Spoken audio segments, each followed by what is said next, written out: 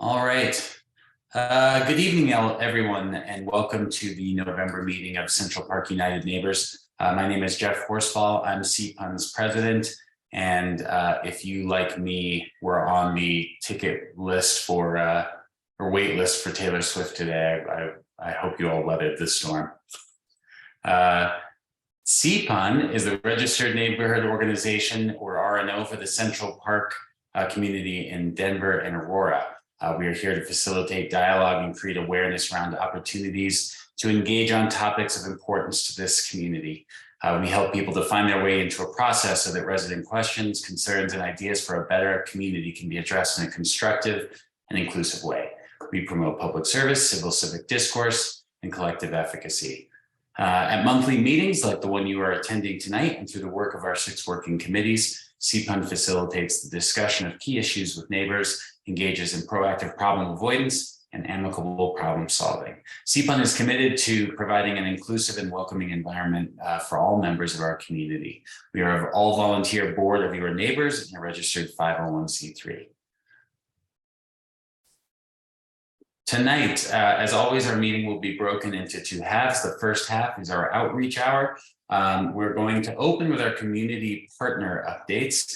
I'm going to ask, in the interest of time and to allow for as much time with our guests from local development firms, that our committees hold off from providing out their updates until our board meeting. Thanks to our committees for their patience there. We'll then move on, as I said, to a special presentation, or Q&A, I should describe it, with Kelly Pretzer and Tyler Carlson, both developers in the community, as well as Councilman Herndon. This presentation came about as a result of a number of inquiries around commercial development in the area over the last few months, specifically the Runway 35 development along Central Park Boulevard. And we're grateful to all of our guests, Kelly, Tyler, and Councilman Herndon, for their willingness to join us this evening and answer a few questions. Then we'll go on to a brief public comment period, before moving on to our board meeting. During that board hour, our committees will be able to provide updates. I hope you'll stick around to hear those. Our board meetings are always open to the public. Mark Maringer, our secretary, is going to do a review of our survey results. We conducted an annual survey in September and the first half of October, and we're looking forward to sharing those findings. And we have several follow-up items that began as part of a discussion in last month's board meeting, specifically a mural project with a resident and local business owner named Cameron Burns in Prairie Meadow Park, an update on CPUN's growing role in with SDC, or Stapleton Development Corp, in terms of taking over the responsibilities of what was once known as the Citizens Advisory Board. And then finally, continuing our discussion about when committee level events require board level input and approval. And then we'll conclude, as we always do, with our treasurer's report. Next slide, please, Mark. One quick announcement I'd like to make is that the Front Porch and CPUN are co-hosting a community safety town hall event on November 16th from 7 to 8:30 p.m. That is tomorrow night. That is open to all residents of Northeast Denver. The theme of the town hall is how to build a stronger, safer community for all of Northeast Denver. Panelists will include Denver District Attorney Beth McCann, Denver Police Chief Ron Thomas, District 5 Police Lieutenant Kevin Hines, who joins us this evening as well. Thank you, Lieutenant Hines. State Representatives Jen Bacon and Stephen Woodrow, Youth Violence Prevention Program Manager Felicia Rodriguez, and together Colorado's Vicki Wilhite. An impressive group of people.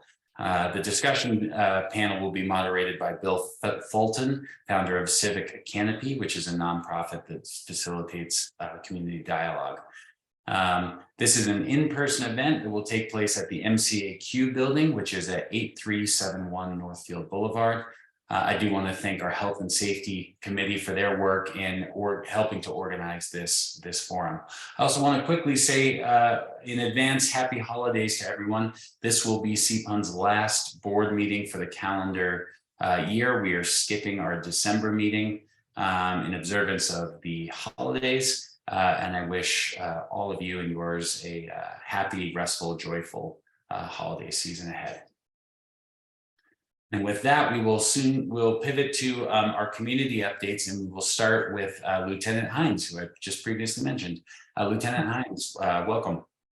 Hey, thank you. Thanks, Jeff, and thanks for having me tonight. For any of you who haven't met me previously, I am Kevin Hines. I'm the lieutenant for District 5, responsible for the Central Park neighborhood. That includes basically all of the area of Central Park that's in Denver, including the Northfield shopping center area. To start out tonight, I wanted to make you aware of some personnel changes we've had in District 5 recently. Many of you have met Sergeant Dan Dunn at a number of events that we've hosted over the last few years. Sergeant Dunn was serving as our special projects sergeant, and the community resource officers directly reported to him. So most of the events they were involved in, he was involved in as well. As of a week ago Friday, Sergeant Dunn has been promoted to Lieutenant Dunn, and he will now be serving as our night shift lieutenant in District 5. So we're happy to be able to keep him on board with the District 5 team, but he'll be with us in a different capacity. I mention that also because Sergeant Tim Scudder is now taken over the special projects sergeant role in District 5. He's on the call tonight, and I'll have him introduce himself here in just a moment. Sergeant Scudder's been with DPD for a long time. I've worked with him in several roles in the past, and most recently and relevantly to the community here, he has been handling a lot of our street racing problems and on the night shift until he took over this new role. So we've talked a lot about street racing in the past year, and Sergeant Scudder has been the one who has been organizing those operations on our night shift. Just to go through a couple of notable crime trends real quick, and I'll try to be brief in the interest of everyone's time. Auto theft has been one of the biggest issues we've spoken of in the last year. I'm happy to report that for the last 28 days, Precinct 511 and 512 are both down in auto thefts fairly significantly. Precinct 511, that's the area north of I-70, is down about 31%, and Precinct 512 is down about 21%. Unfortunately for the year, we are still up 161% and 136% respectively. So these are numbers we don't like to see with auto theft. To give you some context, the city itself overall is up 78%. So the whole city is up on auto theft. We've been hit a little harder than some of those areas. Just to give you an idea where we're seeing some of those problems, in Precinct 511, it's mostly the area south of Northfield Boulevard around the mall. So everything from about Trenton Street to Central Park Boulevard, from Northfield down to the highway, is really getting a lot of those auto thefts. In Precinct 512, we're seeing the most concentrated activity near 29th and, say, Quebec to about Ulster Street, although they're a little more spread out in that precinct. We've also seen a trend of business burglaries. This is more of a citywide pattern. We're working on identifying the people. We've linked the same crew to a number of burglaries that have occurred recently, and hopefully I can give some more updates when they're caught as well. As we're going into the holiday season, as Jeff mentioned, I do want to remind everybody 2 crimes we see on the rise during this time period are package thefts. A lot of people are having things shipped, so please be mindful of the fact that thieves are following delivery vehicles around and stealing stuff from porches. We do reach out to the delivery services this time of year and remind them to be mindful of the fact that they might be followed and let us know if they are. But things you can do to help yourself there: if you have a Ring doorbell or something that alerts you when a package is delivered, get it off your porch right away.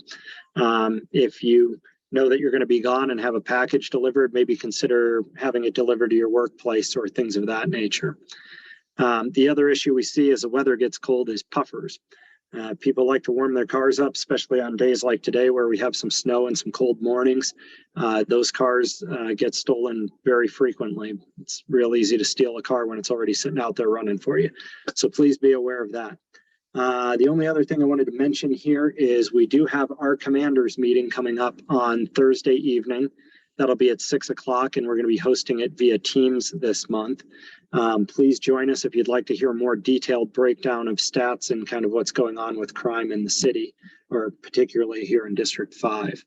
I have just a moment. Sergeant Scudder, are you on here? Would you like to say hello to everyone real quick? I saw him on the list. Let me see if he's...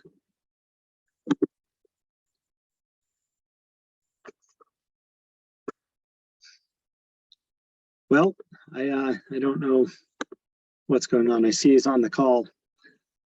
Tim, can you hear this?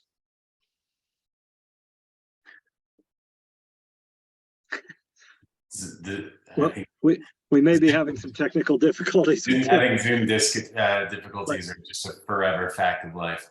Yeah, I'm sorry. Unfortunately, let me see. Let me try real quick.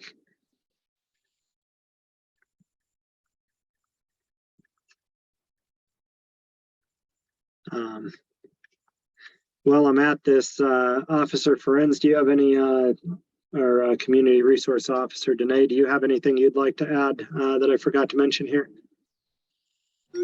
Hi, everybody. Nope. The only thing I was going to mention is our commanders meeting this Thursday. It is going to be virtual, as Lieutenant Hines did mention. I did put that on Nextdoor, and I sent an email out. I will be sending a reminder out tomorrow, as well as putting that back on Nextdoor. I'll leave my email in the chat in case anybody doesn't get any of those updates. I can add you to my list or send you that information. So I will put that information in the chat. That's it. All right, one last call for Sergeant Scudder. Are you available, Tim? Can you get on?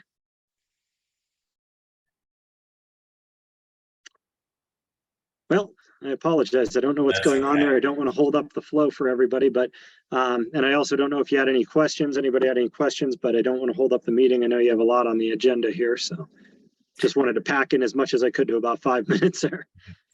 Thanks, Kevin, Lieutenant Hines. Excuse me. Any questions for Denver Police Department? If not, maybe you could just put some contact information in the chat there, Lieutenant Hines, and people can follow up if they have other questions.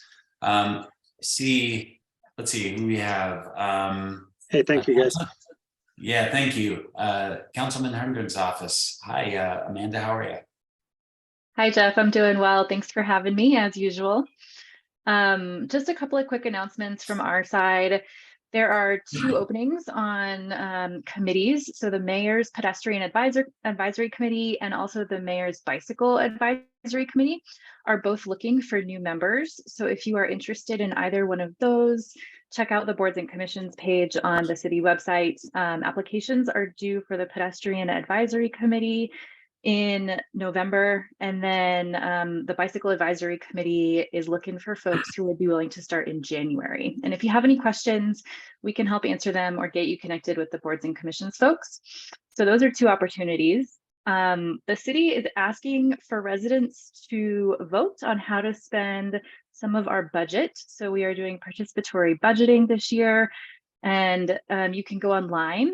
If you just Google Let's Budget Denver, you'll see there are a number of projects that you can vote on to spend $1 million citywide. And so we would love to have as many folks as possible weigh in on that. Again, Let's Budget Denver. And the ballot is available in a bunch of different languages. One last thing, Denver Moves Everyone 2050 is the citywide transportation plan, and they would love some feedback on how we should use our transportation dollars to achieve our goals short term. So we'd love your input on that as well. denvermoveseveryone.com. It's about a 10-minute survey, also available in a bunch of languages. So lots of opportunities for feedback and helping the city make decisions. Thanks, Amanda. Any questions for Councilman Herndon's office? All right, let's go on to the library. Hey, John, how you doing?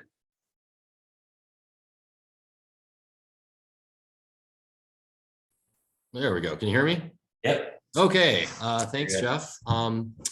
Yeah, let's see. I've got a few quick updates from the Denver Public Library.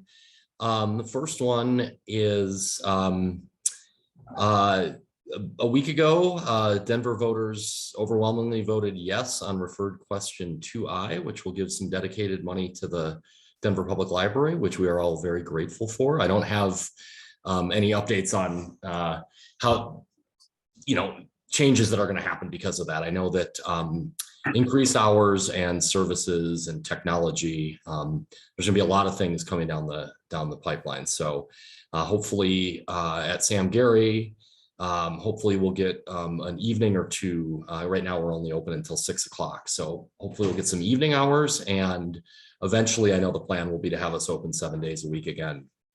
So I think there'll be a lot of job opportunities coming up, in the next, I don't know, 3 months or so, 6 months at Denver Public Library. So we're very excited about that.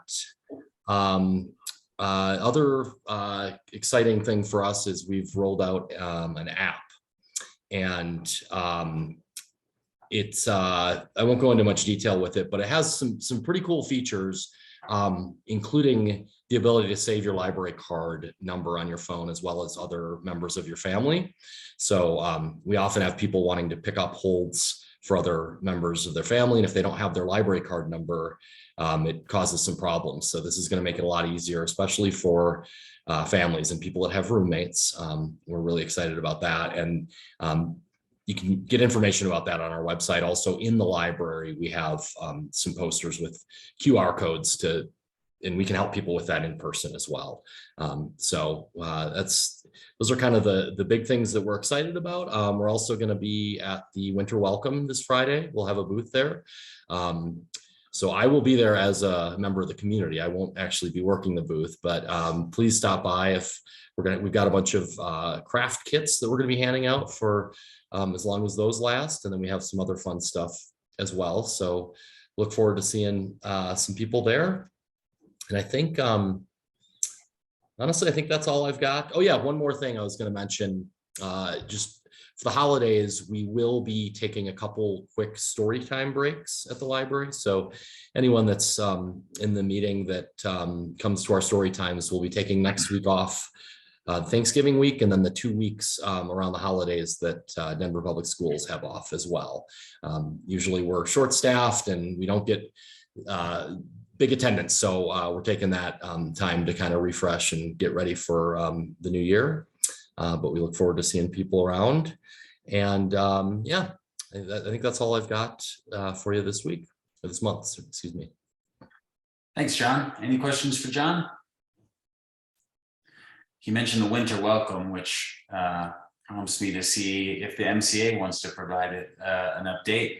Is Diane or Jack able to do that? Yes, very excited for the Winter Welcome on Friday. New hours this year. Because there's so new hours, I've forgotten what they are, so I have to phone a friend known as Google real quick. 5 to 8 p.m. tree lighting happens at 6 p.m. And then we have a whole host of our farmers market vendors are joining us for what we are billing as our farmers market in the winter. So that starts at 5, goes till 8 p.m. We've got live music, holiday tales, a movie on the street, giveaways, and all sorts of other fun stuff. So that's Friday.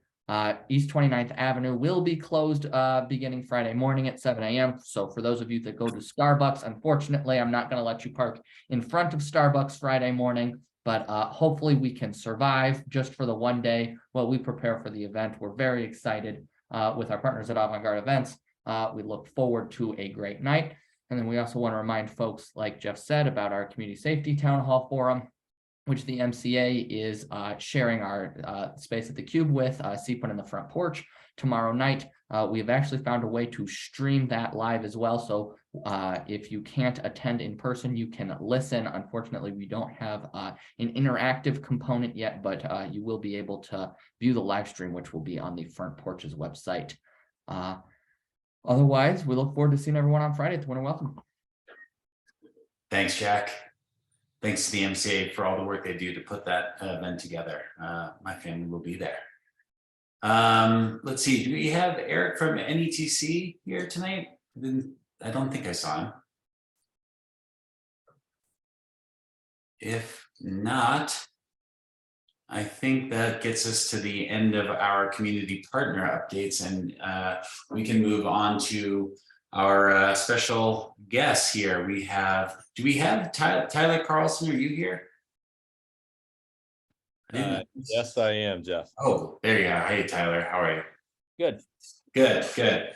All right, so our attendance is quite a bit bigger than it usually is, and I suspect this is the reason why. Normally in this slot, what we do is turn the presentation deck over to a guest who walks us through their work or the latest in their world. In this instance, though, we're going to try something a little different. Commercial development in Central Park, in my time on this board, has always been one of the most asked about subjects, and I think it's reached a new peak of late because of all of the active development along Central Park Boulevard, namely the Runway 35 development. And so we've been getting a lot of feedback and a lot of questions. And so I thought it might be a good use of time to invite two developers from the area, as well as Councilman Chris Herndon, to join us tonight in something of a Q&A, where the goal is not necessarily to walk through what's coming in every single lot available, although we will give you a kind of high level look at some of those maps. The goal is really more to kind of help people bridge what feels like a gap in understanding about how commercial development unfolds in the neighborhood. And in addition to a gap in understanding, I think it's also fair to say that there's a fair amount of frustration that what they see being developed in Central Park and some of these commercial lots doesn't necessarily reflect what people thought or expected or believe is consistent with sort of the values or the ethos of the community and its founding documents. And so the way that we've prepared for this is that select members of the CPUN board pulled together a list of questions that were intended to reflect the feedback that we as board members get on a regular basis from residents on commercial development in the area. I've sent these questions to all of the guests in advance so that we don't have sort of but we're not trying to put anybody on a back foot here. The goal is to have a constructive conversation that leads to valuable outcomes here. And so with that in mind, the guests were sent those questions. I'm going to ask the questions and I hope that we'll have time to open the floor up to additional questions at the end. And hopefully we won't have to go too long over our allocated time to allow for that. So first, let me thank Kelly and Tyler and Councilman Herndon for joining us. Mark, you can go to the next slide. When I say there's a sort of a little bit of frustration or confusion about the nature of the development, commercial development in the area, this is a good slide, and it's a preview of our survey results that you're going to hear in the board hour. We had asked during our most recent community survey about how interested you would be in having each of the following types of businesses open near you in the Central Park community. As you can see, things like food halls, brewery, wine bars, Whole Foods get lots of long blue bars and short orange bars. Things like fast food restaurants get long orange bars, which means not to or not at all interested. And yet there's a big sign going up for the In-N-Out and the Raising Cane's restaurants at Central Park and I-70. And so I think this is a kind of a good embodiment of what I was referring to. In prepping for this, I asked Tyler and Kelly, and Tyler graciously provided a set of slides here that can show what's going into the various lots in the development. Here you can kind of get a sense of just how much development is happening along Central Park Boulevard. Tyler's graciously agreed to just give us a quick high level 5 to 7 minute version of or explanation of what's going in on some of these lots. Tyler, you're welcome to take it away. Mark, if you don't mind just pivoting to the next slide. Tyler, you're welcome to describe these different blocks. Yeah, and I think just to back up a little bit, Jeff, Tyler Carlson, managing partner at Evergreen Development, lived in Central Park for 10 years, live in Park Hill right now. So live in East Denver, grown up in the Denver area, and have had the opportunity to develop several projects in the Central Park neighborhood. Our first one was the Eastbridge Town Center, which I think most of you know, there on the east side of South Stapleton, where we were involved in that King Supers project. We still own and operate the town center where Cadavella and Cholan and other restaurants are at. And we've also developed the buildings on the north side of MLK, where there's the Pacific Dental Office and Mathnasium and the Rose Medical Center clinics. We then developed the northeast corner of 56th and Central Park up there in the North End Beeler Park neighborhood, and then are developing these two projects right now with some partners around I-70. And in the retail development world specifically, it's an interesting process because we don't operate any of the businesses that occupy our real estate. I don't run restaurants, I don't run gas stations, I don't run grocery stores. So we're a bit like fishermen. You kind of pick the river where you want to fish, and you try to bring the right equipment, and you go the right time of day to get the right bait. But ultimately, you don't get to pick the fish you pull out of the river. You just get what the river provides. And sometimes it's a lot of fish, sometimes it's a little fish, sometimes it's the type of fish you want, sometimes it's a catfish and you were hoping for a trout. And so, the projects that we've got here that I think we'll talk about there on the slide, this is the 40th and Central Park site where QT currently exists. And then there's the 46th and Central Park site. These are two sites that are absolutely highway oriented because of their proximity to the highway. They are playing off of the regional traffic flows in and out of the interchange with the jobs here on the south side, with the mall on the north side. And for better or worse, they are also, they have to be complementary to the mall because the mall has so much space that's available and turning over. And so the mall is a great traffic driver, but it also is unfortunately, in some ways, a negative for leasing smaller format space because the mall has had a lot of turnover. It's frankly had a lot of challenges over the years. And that is to some degree stigmatized, these two properties that we're developing for more of that multi-tenant Eastbridge-esque type of environment, because it hasn't been friendly to those types of tenants who've gone in there. So over the past couple of years, as we've put both of these properties out to market, the tenant interest that we have received has been from a variety of, frankly, highway oriented regional type of uses. So here on the south side, obviously there's the QT that's up, open and operating.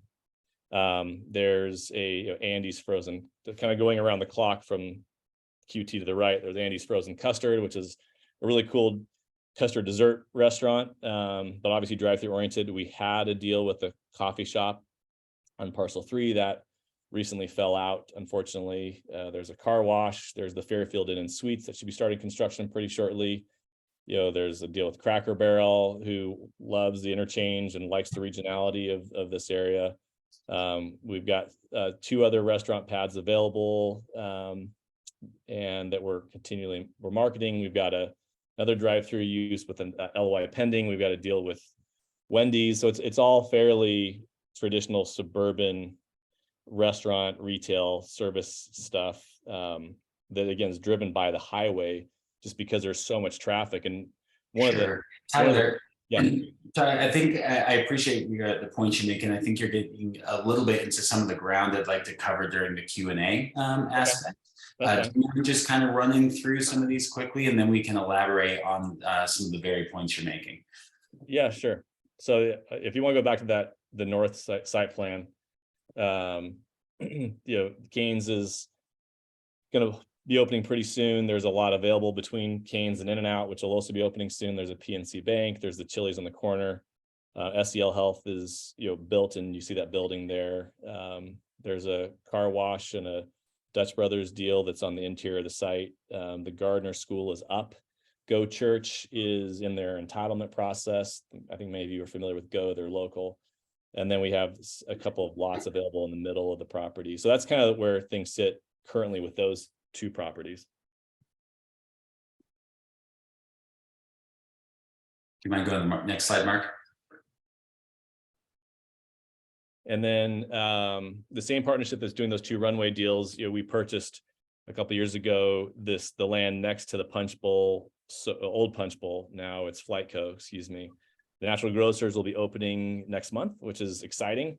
They're really excited. They had tried to get into the Central Park neighborhood for years, and were enthusiastic about this location. The dirt to the south of Natural Grocers is vacant. We don't know what it's going to be. This is one layout we did in response to a restaurant and a credit union who expressed an interest in the site.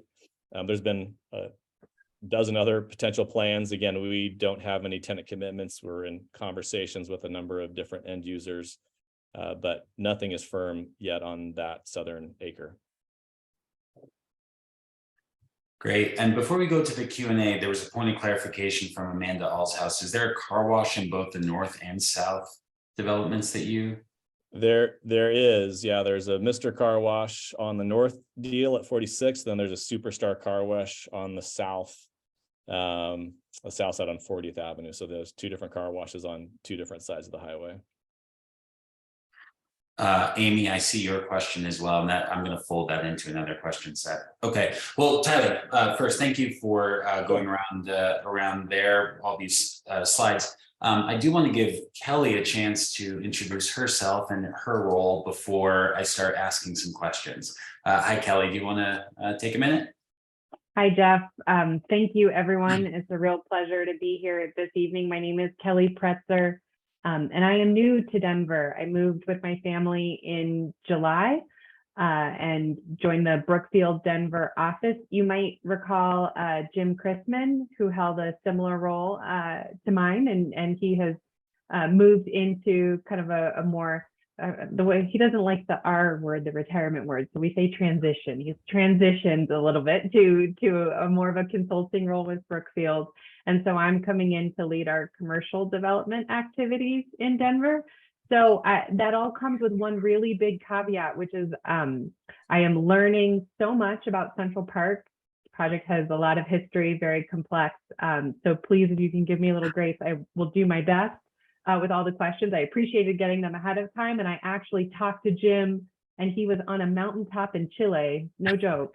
And he was talking to me about what he would say if he were here this evening. So I did my homework, tried my best, but I'm so grateful to be here. So thank you. Appreciate it, Kelly. And I would be remiss not to introduce our third guest, Councilman Christopher Herndon. Councilman Herndon, thank you for joining us. Do you want to say a quick hi? Hey, hello, everybody. Thanks for joining us tonight. All right, so let's talk questions. I want to ask the first kind of block of questions I want to talk about is resident engagement questions. I think the nature of how the Central Park community came to be and some of the more careful design plan elements of the community have, I think, been a big part of why residents are particularly concerned or frustrated or fill in the blank about some of the development in the community. Tyler, you talked about that this development really is intended for interstate traffic, not necessarily residents, and there's an economic reason for it.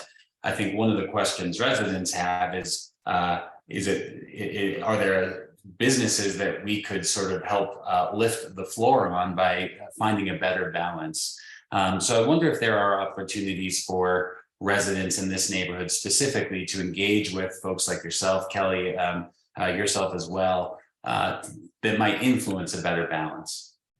Yeah, well, I think one important thing is that on these two properties in particular, they were not planned for retail at all. In the original Stapleton master plan, these are supposed to be office properties, and they were designed that way to be clustered around the interstate, kind of similar to what's down in the Denver Tech Center. And for years, Brookfield, or in prior to that, Forest City, tried attracting office users to these interstate parcels, frankly, without success.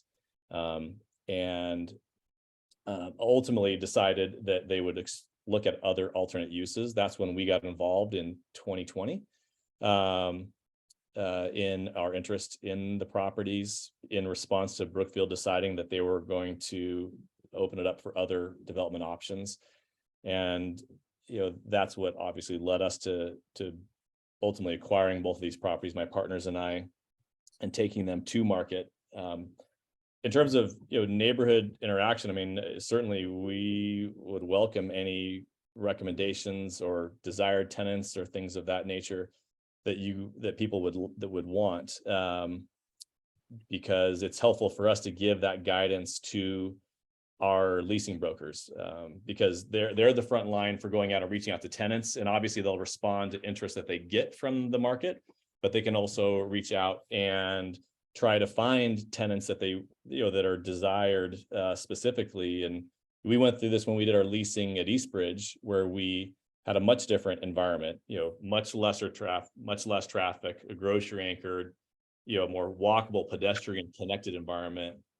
And we had some feedback from the neighborhood that there was a desire for a boutique, like where you could buy gifts and things like that. And so when Pat McHenry took that feedback and went out and found the guys who ultimately operate Datura out there.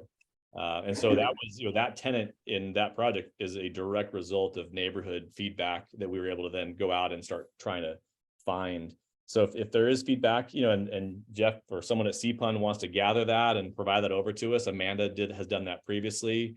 We give that directly to our leasing brokers, and they go out and talk to those targeted tenants to see if they can find, someone in that category to come to the project. Tyler, there was also a session of focus groups, right, that you hosted before the Eastbridge Town Center, but that hasn't been done for these other developments. Correct. There was focus groups that Brookfield helped coordinate, specifically in Eastbridge, because there was a lot of expectations on that dirt, as you know, Amanda, since both of us lived pretty close to it back in the day. And so we did go through a focus group process with that project. We did not go through that with these two highway oriented projects, because they're just a different beast, to be honest with you. They're more regional in nature. So we're of course leasing to the neighborhood, but we're also leasing to a much greater radius, because that's a freeway interchange. Yeah, Kelly, would you add anything to that, to Tyler's comments? No, Tyler has a lot more history on this one than I do, so I learned something. But generally speaking, in your experience in commercial development, how much appetite do you see for resident input on businesses of interest? Absolutely. I think always welcome, and especially too if somebody knows someone who's looking for a site or any type of those connections. I mean, leasing is so much a relationship game, and I think Tyler's fishing metaphor or analogy is an interesting one, because you get the ingredients together, and you hope that the tenant that meets everyone's desires shows up, right, and is interested in the site. But to get to your question, Jeff, absolutely always interested in that input and what people want to see, because ultimately we want these businesses to be successful and to have lots of people go to them. And so finding something that the community desires is a big part of that success. I mean, I think one tenant category in specific, Jeff, that we have heard over and over is the desire for grocery on the north side of the freeway. Mm-hmm. And we have literally talked to every grocer every probably 90 days for the last 2.5 years about this project in front of us. every single one. I build for every grocer that's active in Colorado. And, it's been frustrating for us because we have a disconnect between what the neighborhood wants and then what the what these tenants are, where they're willing to go or what they're willing to do. It's frustrating because as much as I want to land a grocer here, which would be fantastic for the rest of the project and fantastic for the neighborhood, we've had little to no interest. And why that is, I don't know. I'm not a grocer, but it has become frustrating because oftentimes as a retail developer, you get pinched between the desires of the immediate neighborhood and then what the market will respond with, unfortunately.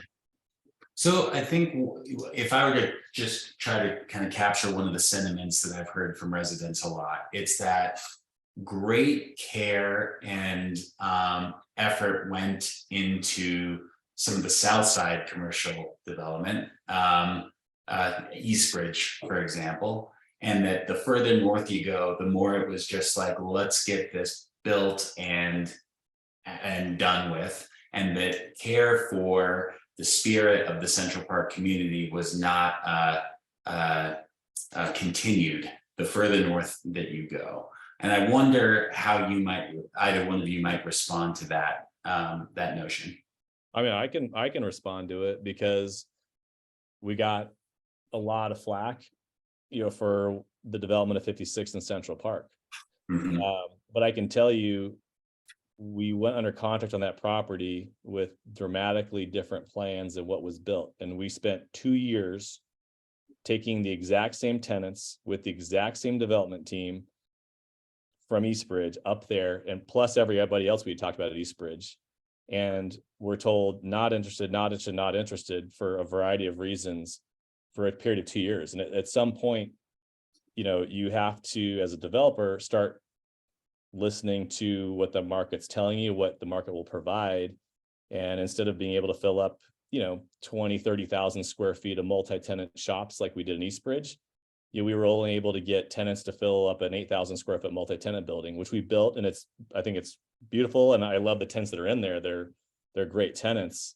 But, ultimately, that project had to change because regardless of what we wanted to do and to try to replicate, that wasn't the right environment. And what we heard from the market on that site specifically was there's no gross anchor. 56th Avenue is an industrial street with 6 lanes. It's a semi-highway with the way the city of Denver designed it. Dick's is not a daily needs traffic driver, and it's a market. When you look at the retail trade area, it's Central Park. It's a lot of industrial. It's a lot of prairie dogs at the Arsenal, and then it's Commerce City and Montbello, and ultimately it was not an environment that like a tenant lineup like we had at Eastbridge would entertain. And so again, I'm used to being yelled at and people upset at me, but the other day, like, I'm just the fisherman. I can't dictate the fish. And on that deal in particular, we literally brought our A game. We brought all the tackle, all the bait. It was the right river. We had the right waders on. It was the right time of year, and the fish would not bite. And so, and it just is what it's become what it's become. And I think it's still a good project serving needs that are in the community because the businesses there are successful, but it's not what we had hoped it would be. And that's, I think, a very real example of just our world in retail development. Kelly, Tyler talked about, Brookfield handing over some lots because they weren't having success. Again, coming back to the kind of guiding principles of the neighborhood, when a lot is sold to another developer, do the kind of founding documents like Green Book and all that kind of stuff go with it? Are developers obligated to honor those documents? Yes, the answer is yes on that. I mean, obviously citywide zoning, and particular zoning districts in Central Park, but then there's also the FDRC, and I'm not sure if they've changed their name actually officially to CPDRC. Apologies if I'm using the wrong acronym, but the design review committee that every project needs to go before, whose mission is really implementing the vision that went behind the Green Book. So everyone, whether Brookfield or Tyler or anyone else who builds in Central Park, has to go through that process and is evaluated against the Green Book. Yeah, and specifically, Jeff, when we buy land from Brookfield or Forest City before, there's developer covenants that we have to sign, where Brookfield has the right to actually acquire the property back from us if we fail to build according to the standards of Stapleton, and we fail to build, period. They've got the right to buy that back, because Brookfield doesn't want people speculating on their land and just buying stuff and leaving it vacant.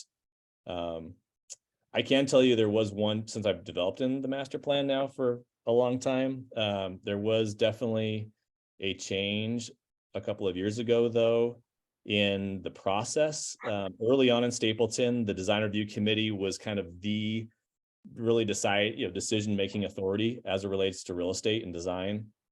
And the city of Denver would just kind of go along with whatever the DRC kind of blessed and stamped. And a couple of years ago, there was a political change at the city where that relationship flipped. And now DRC is an advisory committee, and the city of Denver listens to it when they want to. And when they don't want to, they just do whatever the hell they want. And so I know, that's been was a source of frustration for the DRC because their authority got subrogated by the city planning department. And Chris knows very well this all went down. It just is what it is. So I think that's just the new reality is the DRC has frankly less decision-making authority than it used to, unfortunately. I am a member of the design review committee, so I will say there are some. The city's going to do what the city's going to do. A lot of the problems we run into is that we cannot approve a project. That is still right that we have, but we are not in a place to, if the city says this is how we want to do something, unfortunately, that's how we want to do it. I'll take, for example, a project we're working on. It's a restaurant just in the same area that we're looking at now, and the city is refusing to put a right turn lane into Central Park Boulevard, which is something that we have asked for. So, we're at a bit of a stalemate, and I think part of the problem does come down to the city and specifically around transportation and engineering. Yeah, Dottie is definitely taken over. And I do want to pivot to Councilman Herndon here. We're talking about resident engagement issues. Councilman Herndon, in your experience on city council and in city government, what opportunities are there for residents to be kind of more on the front foot when it comes to providing input on commercial development, rather than that feeling of sort of reacting when a sign goes up? Because there's a government process here in place too that's a part of how these things come to pass. Well, I know people are looking for a simple answer, but it really is. It depends on what's happening on that particular parcel. So I'll just use the example to let everyone know every parcel of land has a zoning nomenclature to it. And so depending on what that nomenclature is, that's what can be built on it. So if a property owner, developer, what people say, wants to come in and say, hey, I'm not happy with the current zoning on this lot, I would like to do a rezoning, that's where community has the greatest input then and there.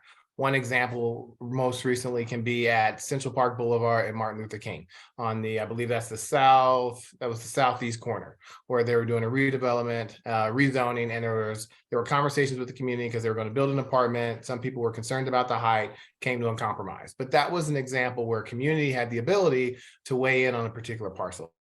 Now, if it's used by right, and that's what we refer to as the parcel has a particular zoning, and the property owner says, I'm going to build within that, there is minimal, because those decisions were made prior to that. And when I say prior to that, is when we were doing Blueprint Denver Comp Plan 2040, where we were updating our zoning code. And that happened about, I want to say 6 or 7 years ago. And that's where we embraced the community and saying, hey, how do you feel about this? There wasn't a lot of change in Central Park in that particular time, but that's when that opportunity happened for individuals to comment on that. So, But if you're interested in seeing a development, that goes through the permitting process. So if you want to dig into the building and permitting department, you're certainly welcome to. But you can also just call my office and say, hey, what's going on at 125 Main Street, and we can go through that bureaucracy for you and say, hey, this is what's particularly planning to happen. Sorry for the long answer. No, that's great. I want to kind of come at it from another angle, Councilman Herndon, which is, our survey results have been consistent over the years that things like fast food restaurants aren't of interest. Over the last decade plus, obesity rates are up. Are there things that are there levers within city government that can be pulled in, and Tyler and Kelly might not appreciate this question, but that can make these lots less appealing to those types of businesses?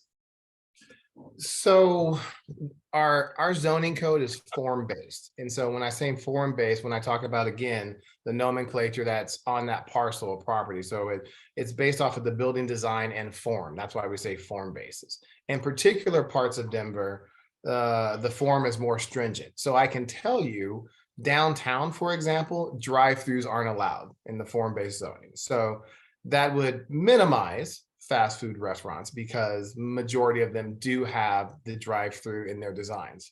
So that's particular to downtown. Outside of downtown core and more suburban settings, those form restrictions aren't there. So if a parcel of land is zoned commercial, and if you go through the zoning code, commercial means all these particular things. We as a city couldn't say to a property owner, hey, you can't build 3 out of these 10 things when the zoning code allows that. So the short answer is the short answer is no. If a property owner has commercial and there are 25 things that they have the ability to build, they have a right to build any of those 25 things, even if there may be some community members like, hey, we only like 10 or 15 of those. Again, those decisions were made prior when we were going through the zoning process.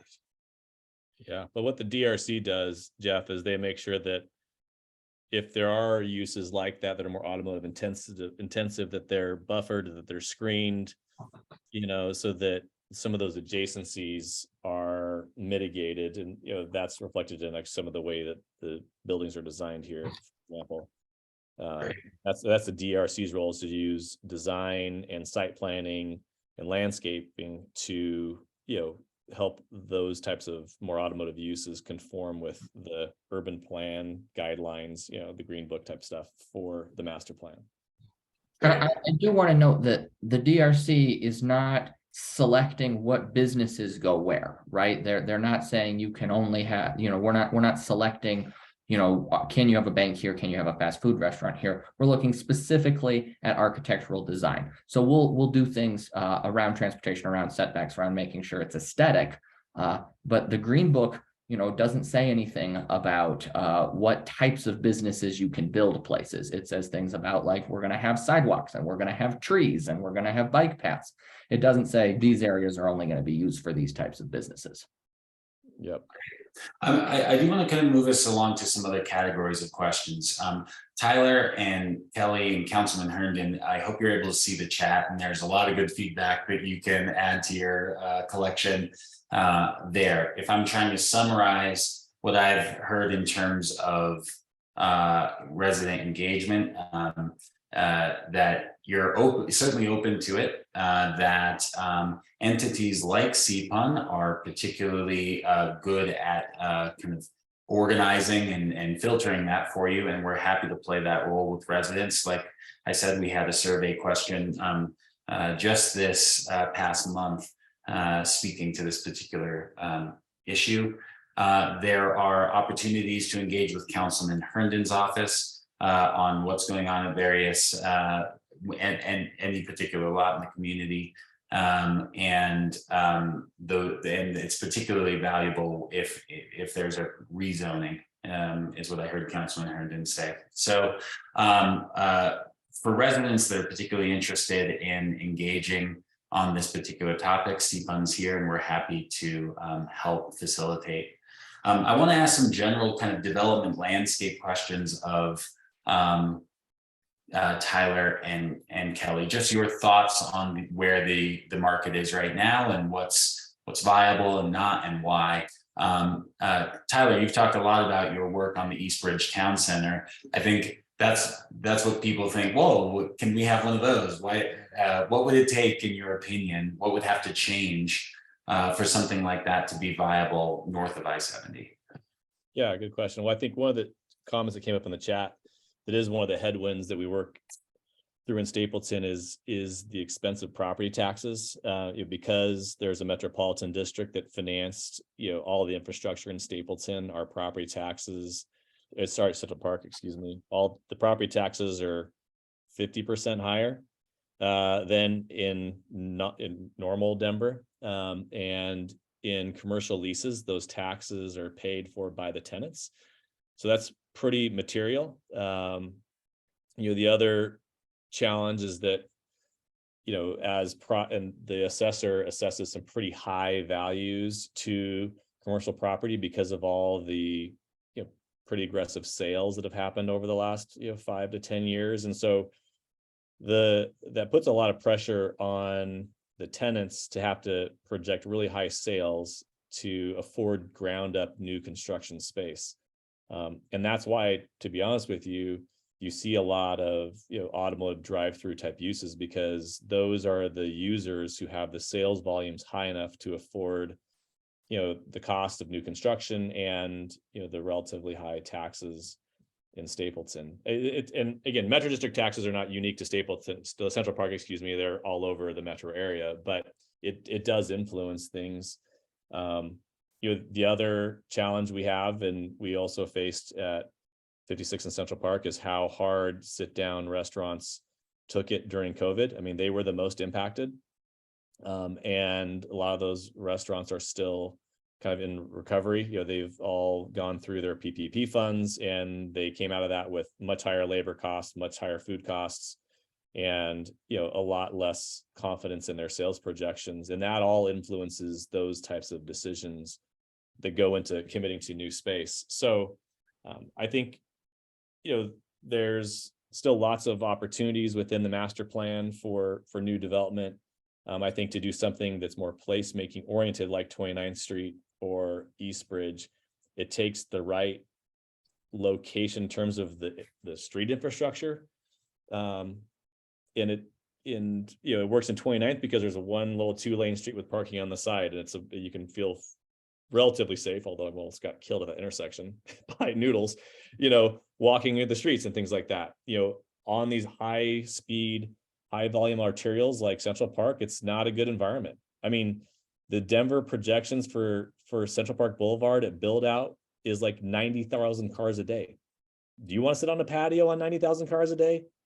No, because it's of all the noise and traffic. And so it's finding those right environments, and it's and then having the right anchor tenant. And that's why, we're still trying to attract a grocer into this site specifically, if it's possible, because having that anchor tenant helps drive some daily needs traffic. But I do think there's also some just good long-term potential in the mall. That's been changing ownership. I know there's some plans to redevelop parts of that, and I think there's more to come as that mall reinvents itself for additional kind of retail opportunities down the road.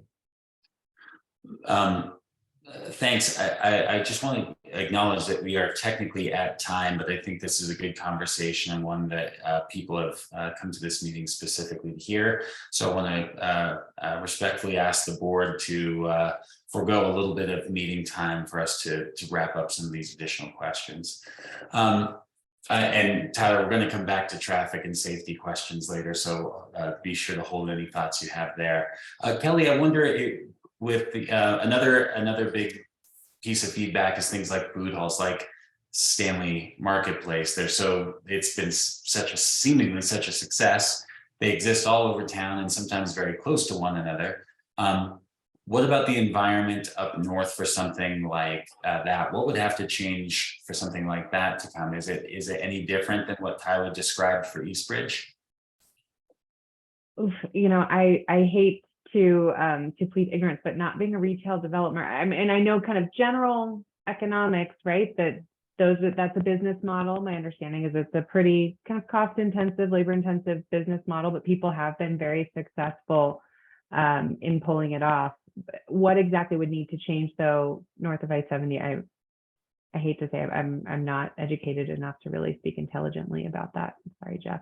That's okay. Tyler, is the answer the same as the East Bridge answer? No, I mean, I think food halls are great. They have never been, I shouldn't say never. They're very difficult to make successful in a ground up environment unless they're heavily subsidized. And the city of Aurora heavily subsidized the Stanley. I think everyone should recognize that. That was not a market rate deal. That was a deal that was bought by the city of Aurora with a lot of tax increment financing that was pledged to it. However, they do tend to work in redevelopment scenarios in existing structures. And I could very easily see that type of use being at some point incorporated into the Northfield Mall or some of the other existing real estate, because you really need to leverage an existing structure where you can come in and remodel it and open up a big space and put in food stalls and things of that nature. I don't think there'd be any lack of demand for that. If you had an existing structure you could convert over, but on a ground up basis, the rents that are required frankly would just be too expensive, because the challenge of the food hall is you have all this common area space that's got to be paid for by all the tenants, and it's shared, and so the rents on a per square foot basis become really high unless there's some sort of government subsidy. And again, redevelopment authorities and TIFs can do all kinds of magic things. They did it with the Stanley, but the model doesn't work ground up outside of some sort of city assistance. Significant city assistance. There's a question from Kim Lewis in the chat. I don't want to read it back to you, but just give you a chance to read that question while I ask Councilman Herndon about grants or other kinds of programs that might be available to small business owners, particularly minority and women small business owners. Are there opportunities that you're aware of that in that kind of domain? Yes, there are. And so that's under DEDO, Denver Economic Development and Opportunity. And I know there are loans. I would have to double check for grants, but particularly during the pandemic, I know we did grants, but as we are getting out of that, where is DEDO right now? But I know they do microloans and revolving loans. And so that can be anywhere. I believe the microloans are up to $50,000 and the revolving loans can go up to $350,000, obviously depending on the size of your business. So if there are any business owners who are out there who are interested in that, feel free to call my office. I can connect you with DEDO, or you can reach out to DEDO directly.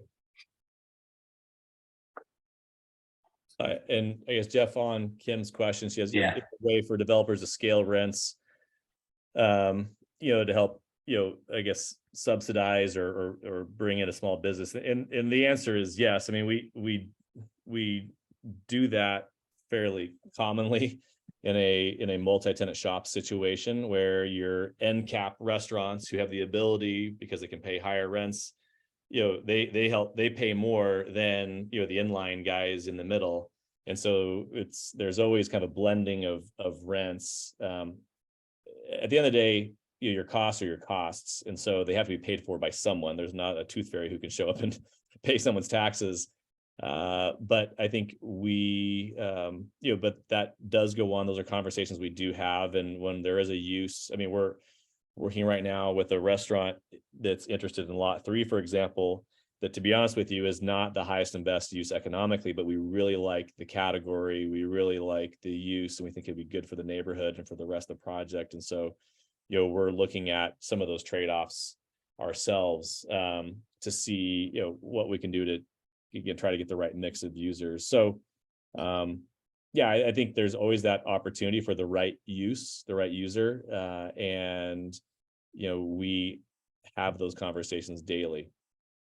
Yeah, could you maybe expand on that a little bit, Tyler? I'm wondering if things like health impacts or other kind of societal factors, how they might influence some of the development decisions. Like, have you turned something down because you didn't think it was good for the neighborhood, or turned something, or Yeah, But believe me, there are uses. If you guys think In-N-Out and Cane's is bad, you should. There are a lot of other uses that we have turned down who would love to be here. I think honestly, Go Church is a good example.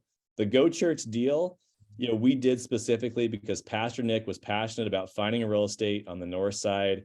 He wanted to be in the community. They wanted to own their own real estate.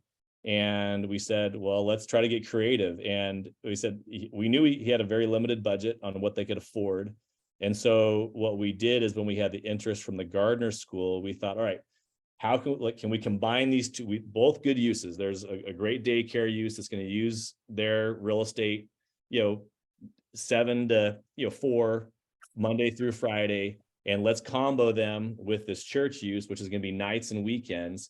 Have them both buy smaller parcels for smaller dollar amounts, and then share their parking, and incorporate a nonprofit, local use into a project. And we put them in the most cost-effective part of the real estate, kind of the back corner, which they were less location sensitive. And that's exactly how that Go Church Gardner School combo happened, is trying to create an economic deal for a local use that we believed in, we want to support, and we found a way to make the real estate happen.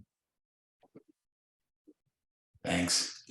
I want to pivot next to some questions about traffic and safety, and I'll start with Councilman Herndon. And Jeff, I'm sorry to cut you off. I got to head to the airport in like 3 minutes. Oh, yeah. So if I have to jump off, please save the chat, send it to me. As some of you guys know me personally, you email me, call me. I'm in the neighborhood. You can yell at me if you want. I will still be nice, I promise. But we fundamentally do want feedback on uses and categories, because it's very, very valuable for us to give that to our leasing teams. Tyler, if you have to go while we're chatting, thank you for being here.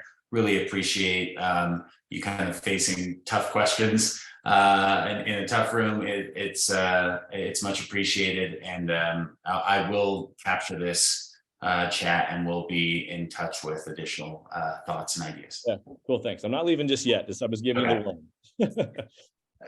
So Councilman Herndon, I think one of the biggest things we hear on Central Park specifically is the traffic. How can we possibly absorb the traffic onto that road? People from in either direction have to get their kid to school, and they're going to be sitting through in and out traffic, that kind of thing, right?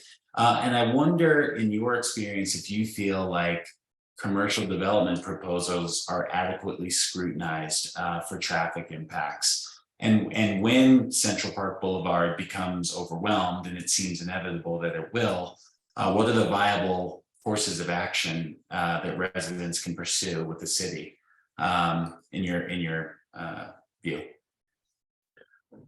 So do we take traffic into account to commercial development? Absolutely, we do when it comes to that, because that's safety, and public safety is our first charge. Now, I'm sure there are several neighbors that would probably disagree with that, but I firmly believe that yes, we do. And particularly when it comes to lights, for example, like there's always been a conversation about 32nd, I believe it's 32nd in Central Park Boulevard, adding an adjacent light where you'll have one at MLK, 32nd, 35th, and 36th. And so I firmly believe that we do. And I will say the intent of Central Park Boulevard was to be a significant arterial through the community. And so that was a decision made long before I was on council. That was for that. And that's exactly what it's doing. Now, would they have expected? I will trust Tyler if he says that. The 90,000 seems high for that number, but we do know a significant amount of traffic comes through on Central Park Boulevard every day. But we're regularly monitoring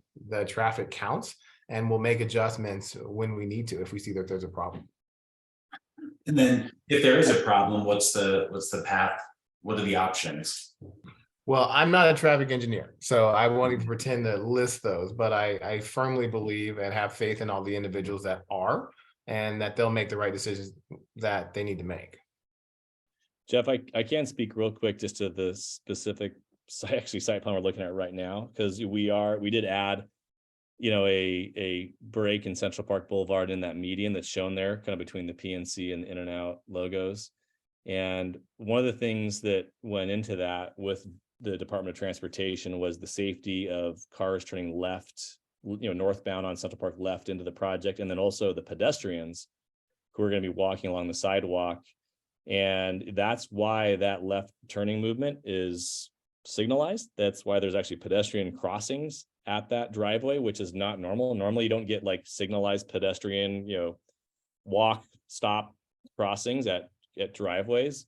But ped circulation, vehicular safety is a huge focus for Dottie, the Department of Transportation Infrastructure, and that played out because the way that this this specific driveway is being designed and engineered is because of their heightened scrutiny, especially to pedestrian connectivity and how cars interact with human beings in a master plan like Central Park that is, the goal is to be walkable.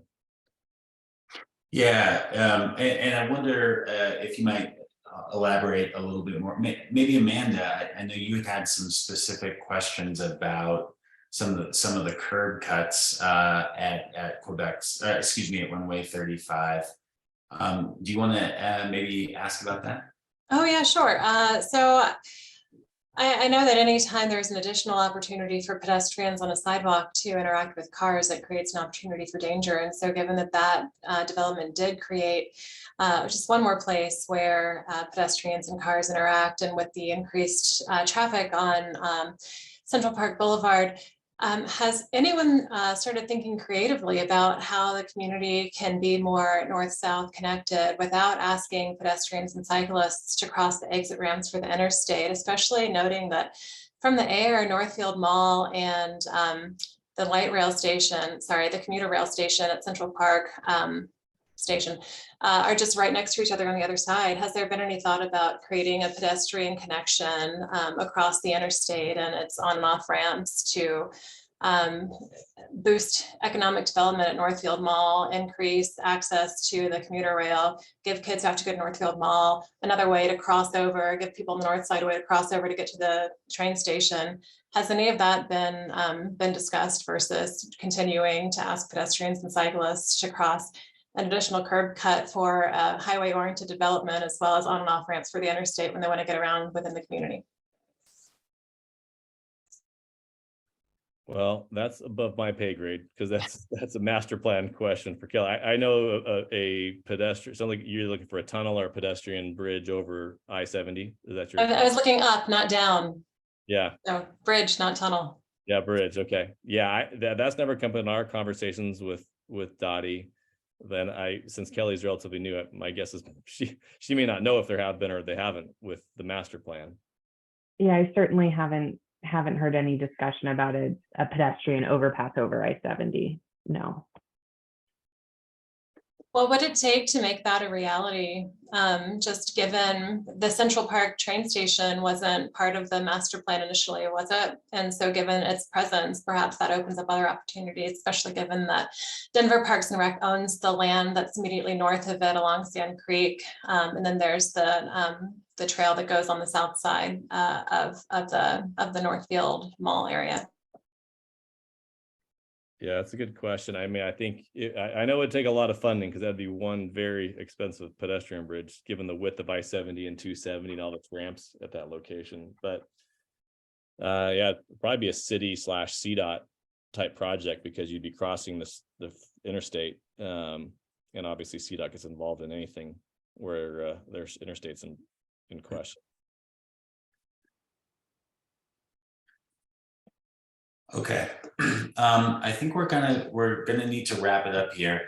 I've tried my best to kind of capture some of the questions that I've seen pop up in the chat, but I think one last big topic of discussion that we always hear in the community is about Northfield Mall and Quebec Square, and the sort of, Tyler, maybe you started to speak to maybe some signs of life in either of those properties. Cherry Creek North is another example of where they've sort of redeveloped some of the big box store, large parking lot areas into something a little more nimble.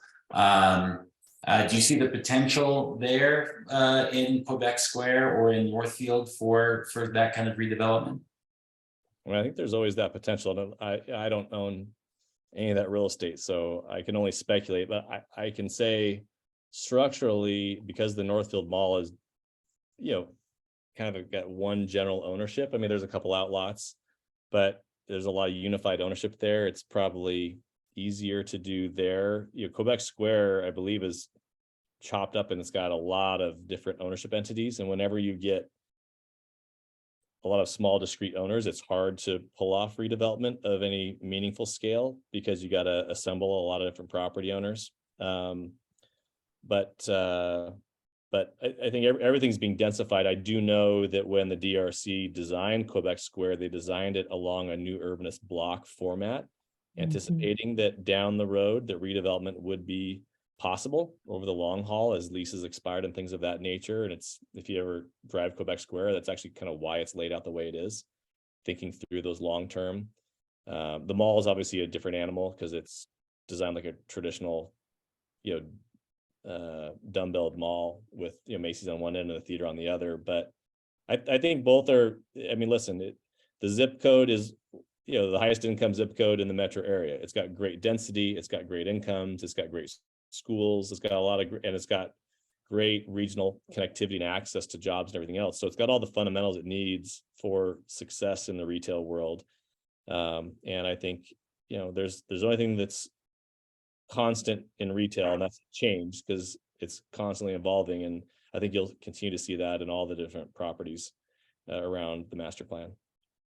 Yeah, and I think the only thing that I would add to what Tyler said, which I think is spot on, is that this was something that Jim from a mountaintop in Chile was telling me about, that there's certainly nothing that prohibits such redevelopment. There's no particular Central Park rule or zoning rule that would prohibit it. And he did actually point out that same thing that you had mentioned, Tyler, about the blocks and kind of the that Quebec Square was actually intersected a little bit more than one might naturally design kind of a power center in that way. And Jim actually mentioned specifically that was something that Laura Aldrete way back when really pushed hard for, and it really changed the layout of that site to hopefully make a future redevelopment easier. Great, thanks. Well, I kept Tyler and Kelly and Councilman Herndon a bit longer than I said I would. I want to thank you all for your time, for your candor, for answering all these questions. I think for residents on the call, I hope what you hear is that CPUN is here to help facilitate an ongoing conversation with developers in the area, and that at least as far as Kelly and Tyler go, they're open to hearing that feedback. And Councilman Herndon's office is always an open door as well. They've been really great to work with. So thank you all. If you have additional questions, I'll just put my email in the chat as well. You're welcome to send those questions to me, and I will kind of consolidate what I hear back, and I'm typing as I say this, and we'll see what we can do to keep the conversation going. So thanks everyone. Mark, if you don't mind going just to the public comment period slide, we'll open this for public comment, and then we'll get into our board meeting. Is there anyone that would like to make a public comment?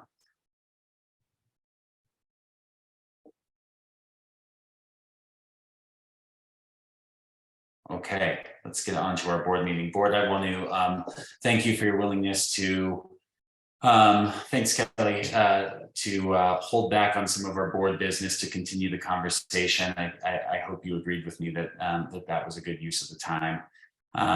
Any sort of, I see a hand raised. Is some Kenneth? Are you trying to make? Yeah, are you trying to make a public comment? I'm sorry. I was sorry. I just couldn't find the button. I'm traveling right now, but I appreciate it. I'll be really quick. I just want to again let folks know my name is Kenneth Ho. I'm a resident in Central Park, but I also am with Westside Investment Partners, who owns the privately owned Park Hill Golf Course. The plans out there are progressing through City Council, and there's going to be a public hearing on December 5th, as well as in January 24th. The December 5th meeting will be regarding the small area plan, and January 24th will be the rezoning. The current concept there is to actually dedicate nearly 2/3 of the property to new parks and open space. Just for reference, Central Park has about 35% of its land, which as parks and open space. So we're dedicating a lot of that. We are also dedicating in the mixed use development, more than 25% of the housing will be affordable, and it will include both for rent and for sale affordable housing. And the commercial property will also have a below market affordable ownership and rental program for small businesses as well. So hopefully, if anyone's interested in learning more, I'll put in the chat our website, or if you want to get involved or ask any questions, happy to do that. And again, always welcome the opportunity to come back and speak with the larger CPUN board as well as the community about that. Thanks so much. Thanks, Kenneth. We have one other public comment that's I've been made aware of here. Dustin Chiapetta, would you like to share something? Yes, 1 second. Let me.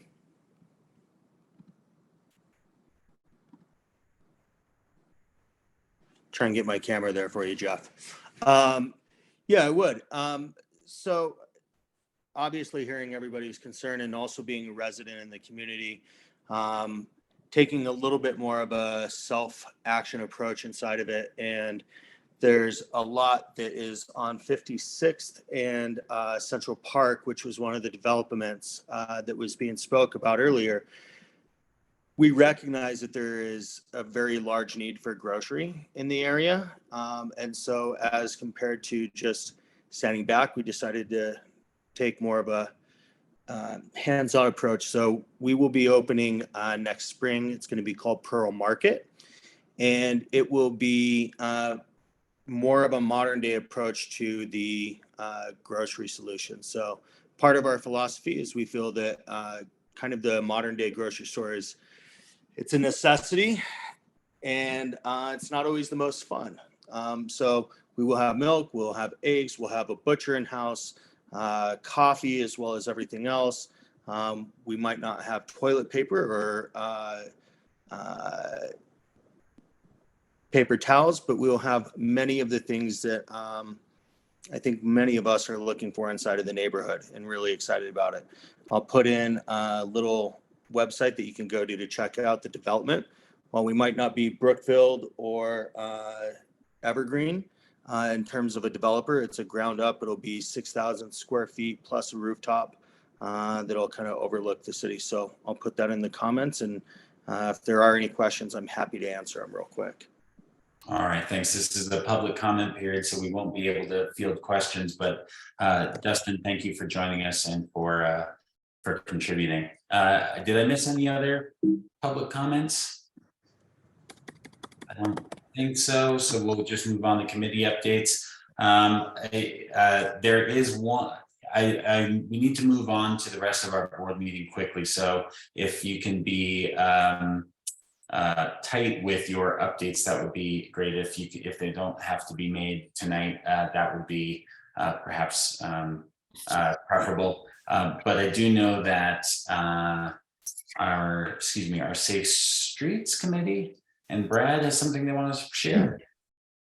Yeah, I feel like this has been the same message over and over. I'm pleased to have a different one, which is I got an email today from Dottie saying that the Central Park Boulevard bike lane is officially done.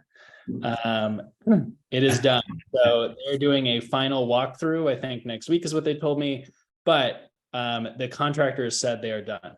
So I hope everybody has cold weather biking gear, because we're going to try and put together, hopefully before the end of the year, a celebratory bike ride for the community. So I will be in touch and share more on that, but this baby's finally done, so we're really excited. So stay tuned for that ride, and break out your winter cycling gear, and I'll see you out there. Thanks, Brad. I'll be there too, whenever it is. Thanks for helping us to get that project across the finish line. Any other pressing committee updates? I'll just add, we are in discussion about inviting the superintendent to the community just to address several community-oriented questions that exist. It's been 15 months since he took office in July last year. And we see a need to have a couple of things addressed before the school choice window opens. Thanks, Amanda. Any other updates? Yeah, I've got a quick one. Sure. Please save the date, December 7th. We're trying to get a Chipotle fundraiser arranged like we did before. So I will do my part and my family to cover most of what we need to raise. But I won't be able to do everything myself. So December 7th, that evening, Chipotle in Town Center. Great. Lots of good stuff. Anybody else? I'm sorry that I'm rushing us through this. Real quick, Jeff, we have a DEI committee meeting on next Tuesday. Our bi-monthly meeting will be next Tuesday. Great. Is it on Zoom? It will be on Zoom. Okay. Yeah, so look for the link online for that at Central Park United Neighbors. Great. Thanks. And very quickly, I will not share a lot of things, but we will have a Safe Streets Committee meeting at 3 o'clock Tuesday, the 6th of December, and there will be representatives from Denver Safe Routes to School. Great. All right, let's go on to the next slide, please, Mark. So Jeff, just one thing, we've got the— Oh, I'm sorry. Sorry, we got the safety forum tomorrow at the Cube. I believe, Jack, I can't remember, it started at 7, 6:37, I can't remember off the top of my head. It's 7 o'clock. 7 o'clock. 8:30. So hopefully people will attend that. Yeah, I was happy to announce that just at the very top of the meeting as well to the community at large, Jeff. So looking forward to hearing back on a big turnout. Oh, sorry, I missed that. Thanks. Oh, that's okay. So for our guest speaker calendar, we obviously don't have anything in December. February, we're replacing this meeting with a candidates forum. We do have an open spot currently in January. I've just neglected to get to that, to filling that. If anyone has something they're particularly passionate about or that feels particularly timely, now would be a good time to let me know, and perhaps we can collaborate on finding a good guest for our January meeting. I'm happy to help facilitate there where I can. Any immediate reactions to that? Anyone want to kind of throw their hand in the air? Well, I'm planning at the end of the week, I think, if I can. Jeff, did you see that I sent you an invitation to a Google document to— I did. I okay. just haven't opened it yet. That's fine. So hopefully the end of this week, I can get that invitation out. And so potentially, so that January date is 2 days into the window of school choice. That's a little bit late, but perhaps that can be like the final date in the window of opportunities that we offer, Dr. Marrero. Okay. Yeah, let me take a look and I'll get back to you in the morning. Cool. All right. What's next? Oh, our survey, our community survey. Mark, I'll let you take it away here. Great. I'm going to keep my video off since I'm just going to be talking, going through the slides. But yeah, I'll give a very quick overview of the other slides that we put together beyond the one about what kind of development people were interested in. I don't know if we noted it earlier or not, but we had almost 1,500 responses actually to this one. We were just shy of our goal of 1,000, held it open for one more day and got like almost 500 responses the next day. So people do not like to miss out on opportunities to be heard in this neighborhood. So we had a few questions that we asked this year and last year to get a sense of how we're trending, where we're going, if we're solving problems or not. Unfortunately, on all of them, we trended down on all of these ratings. We asked people essentially how satisfied they were on a scale of 0 to 10 with the overall quality of life, transportation options in the community, traffic within the community, and the crime rate.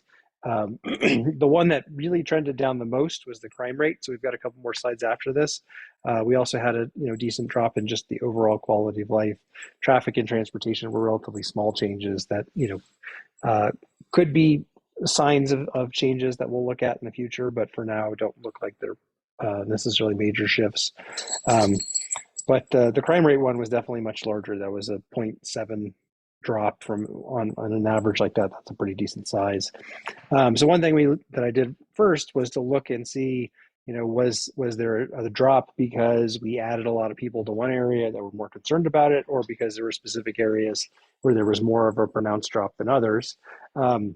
Some areas like East 29th Avenue area, Town Center, actually had no change, but in other places had relatively small changes. But there were 4 areas, and 3 of them in particular, that are right by each other, that were right by one particular event that had the largest drops. So it was Westerly Creek, east side of South End, East Bridge south of MLK, and then the Bluff Lake and Aurora areas all had more than 1 point drops in, or almost 1 point or more in drops. And that was, if you remember, I think it was about 6 months ago when there was a shooting from the rec center that kind of went through our neighborhood. So that event clearly had an impact on people's perceptions, which persisted through September and showed up in people feeling like crime was a much bigger issue than it had been in the past. So, and actually I missed there that the Bluff Lake and Denver area and the Bluff Lake and Aurora areas also had pretty pronounced drops in satisfaction with crime rates. Now, we had another related question about whether or not people feel safe in the community, which it was interesting to see that the overall numbers actually didn't change. 80% of residents last year and 80% of residents this year said that they did feel safe. But again, in some of those areas where there was that shooting incident, there was big drops in whether or not people felt safe. Now, there were other places, particularly some of the farther north communities, where there was actually significant increases in people feeling safe. And the 2 Bluff Lake areas, the percentage of people saying that they felt safe also went up. But in the East Bridge South area, and then South End East and Westerly Creek, there were pretty significant drops in the percent saying they feel safe in the area. Again, I likely attribute that to that particular event. And considering that part of it happened on my front porch, I totally understand people feeling that way. We also broke down this question about whether or not people feel safe by some other categories, socioeconomic, racial, and gender identity, and sexual orientation questions to see what people think. There were definitely some differences there. The racial differences were actually a little bit less than last year, where the white participants last year and this year felt safer than people of color, but the difference there this year was a little bit smaller than I believe it was last year.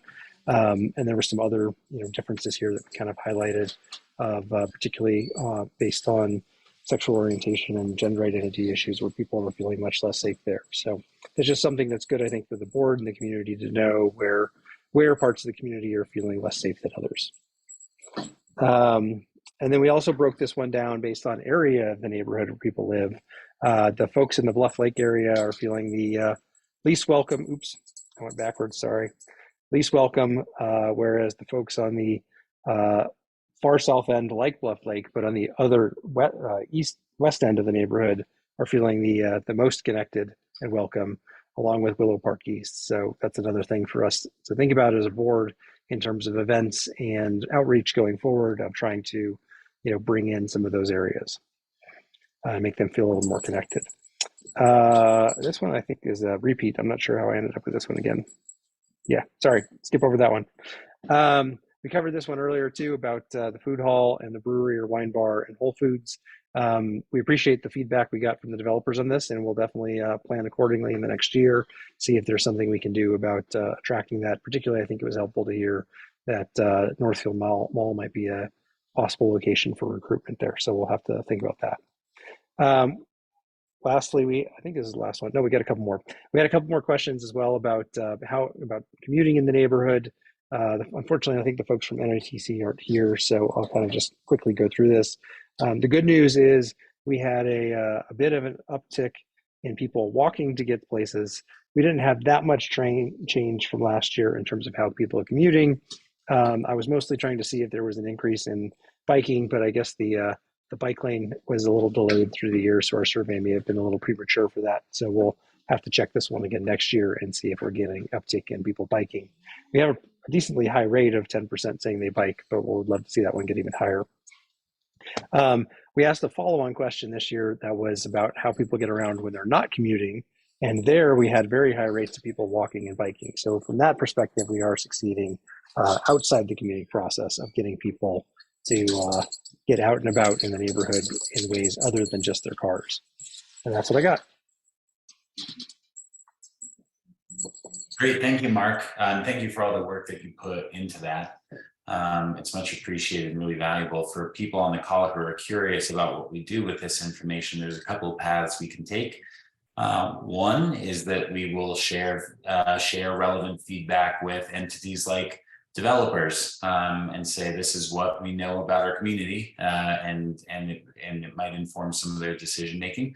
The other path that we might take is to take it upon ourselves to organize programming, events, that kind of thing, consistent with the data that we get from the survey. So, for example, with a lot of the concerns about safety in the neighborhood, we have the event tomorrow evening. That's a product of kind of our awareness of those concerns in the community. We also had a big long presentation on crime data with Denver Police Department back in August. Again, those are the product of us just having awareness of concerns in the neighborhood as a result of the survey. But I wonder, does the board have any questions for Mark about any of the data that he shared?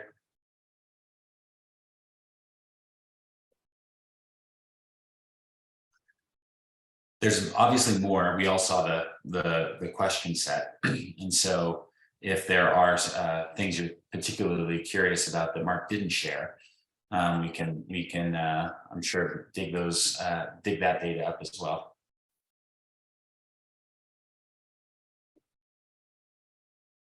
Nothing on the survey?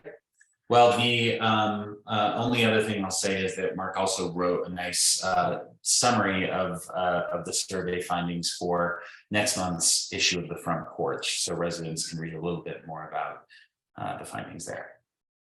Okay, so we had a bunch of projects that we were talking about last month that I wanted to follow up on. I did some research into the mural project with Cameron Burns that we discussed at Prairie Meadow Park. For everybody, for anyone that might need a refresh, what we were basically being asked is to be the lead on the application for a mural in Prairie Meadow Park that Cameron Burns and his business Watermark, a marketing agency here in town, would paint, and we would be responsible for long-term maintenance costs for a minimum of 3 to 5 years per the city of Denver's guidelines on what they typically expect when a mural goes up in the community. So overall, I would say good news on the mural front in terms of the viability for CPUN to be the lead on the application and then to cover maintenance costs. So what we would be looking at is roughly $1.70 per square foot every other year for an anti-graffiti coating. That's what the maintenance costs consist of for the Sand Creek Regional Greenway. I don't know how many square feet this particular mural would be. Cameron was going to look into that for me. But I do know that the Sand Creek Regional Greenway was about 2,800 square foot, or $1,600 every other year for that mural. So this space is smaller than that mural. So I think that $1,600 every other year figure is a ceiling, not a floor or anything like that. And that strikes me as pretty doable. $800 a year. Perhaps less. That's conditioned on a couple of things. One is when there is graffiti that goes up on this mural, Sand Creek has volunteers that go and scrub it clean.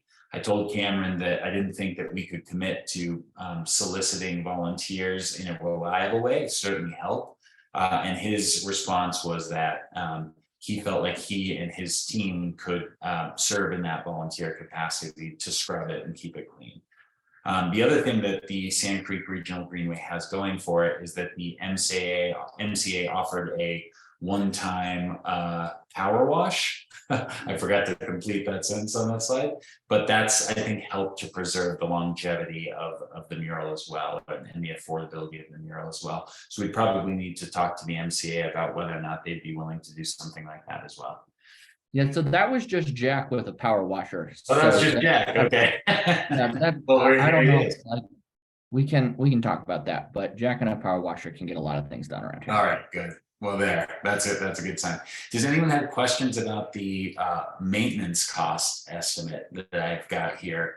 And any impressions about whether that's more or less than you were expecting or anything like that? So there was a question in the chat when Mark mentioned the fundraiser. Kelly asked what we're raising money for.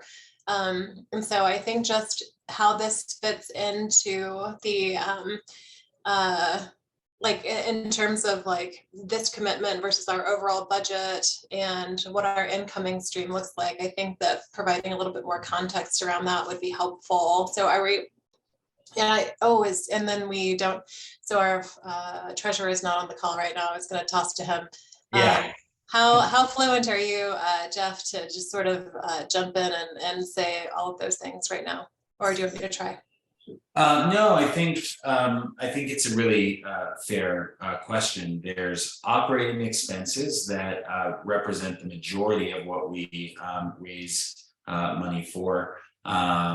Operating expenses for CPUN include our website, email system, all of the things that allow us to connect with residents in an efficient way that's manageable for a group of volunteers.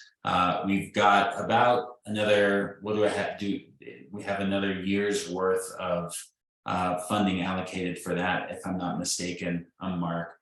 And then we try to maintain some kind of cushion so that we can do a couple of things. One is just make sure that we're covered should unexpected costs come up. But then two, to reinvest in projects back into the community. We don't have specific allocations of this amount goes to this project. Oftentimes that's voted on in a kind of a more ad hoc way by the board. We try our best not to use funds when possible. There's often programs through the city, for example, that allow us to kind of piggyback on and then take advantage of that money. But in the case of something like this with an ongoing expense, we would likely need to create kind of a dedicated funding or budget line item that we have to allocate for and figure out a revenue stream for on top of the other expenses. Amanda, would you add anything to that from your experience? Amanda, I saw you on mute. Were you about to say something too? Yes, and I wasn't sure which Amanda Jeff was asking. Oh, I'm sorry. Yeah. So I actually just have a question. I might be trying to do math way too late at night for my brain. But $1.70 per square foot at 2,800 square feet adds up to $4,760 when I do my math. So Amanda, can you help me follow along? Did you catch me with a screw up? It's entirely possible. Let me double check that now. No, I'm glad you did. I will make sure that I've got that right. We're doing $1.70 per square foot at 2,800 square feet, right? Yeah.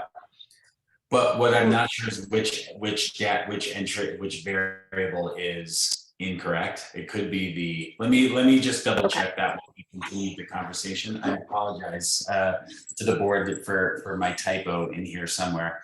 I will go back and make sure that I get that right. But that's a good question, Amanda. Let's get that straight. So let me weigh in on this a little bit if I could, since I'm working on a lot of the fundraising part. So far, our fundraising rate has trailed our need for our expenditure for nation builders. So that is, we're still trying to figure out how to make sure we can raise enough money each year to afford nation builder, separate and apart from, you know, asking for grants from any various foundations that may be able to give them to us. So we've exhausted the funding from our initial grant request, and do not have more funding from that coming. That's not to say that we couldn't ask for it or find a way to ask other potential grantors for funds. So that would be one avenue we would have to look at. But in terms of direct fundraising, you know, in terms of sponsorships and stuff, we are short of our need on an annual basis at this point. But we have never done a direct to community ask for funds. The closest we've done is selling merchandise and doing the Chipotle fundraisers. So thus far, the way I would view it is all of our fundraising so far is still trying to meet our ongoing needs for Nation Builder. If at some point we're short on that, we may have to find a cheaper alternative or, you know, scale back on what we do there. But again, there are still some, shall we say, arrows in our quiver that we haven't tried yet, like a direct appeal to the community. And this might be one of those things where a direct appeal to the community might be met with sufficient support that would be okay. And I think it's something we should talk about for our general needs as well, about a direct appeal to the community.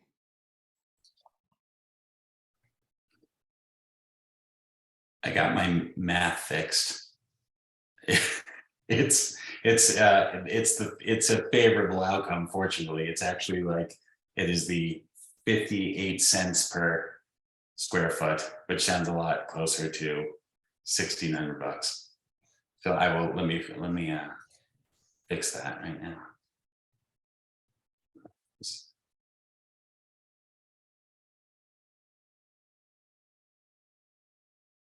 All right, Mark, can you refresh that? Oh, I didn't do it. Ah, there it is. So Mark's points are well taken, and that is the primary issue here, is that we're absorbing an expense that we have to account for one specific project.